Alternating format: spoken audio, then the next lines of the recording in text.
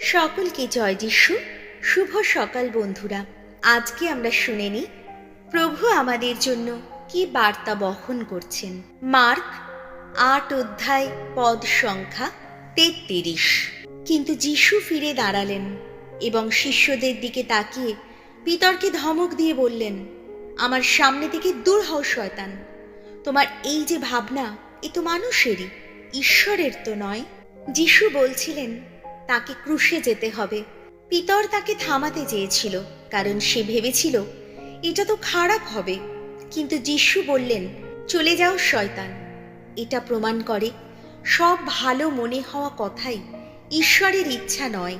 যা ঈশ্বরের পথ আটকে দেয়, তা যতই মায়াময় হোক, তাকেই দূরে ঠেলে দিতে হবে।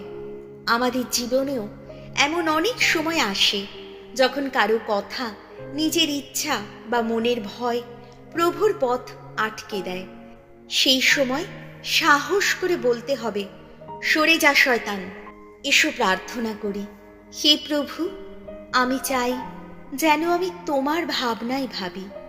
আমার ভিতরে যা কিছু তোমার ইচ্ছার বিরুদ্ধে, তা তুমি সরিয়ে দাও। আমি যেন বুঝতে পারি কখন কে বা কি তোমার পথ আটকে দিচ্ছে। আমাকে সেই সাহস দাও যেন আমি তোমার পথেই চলতে পারি।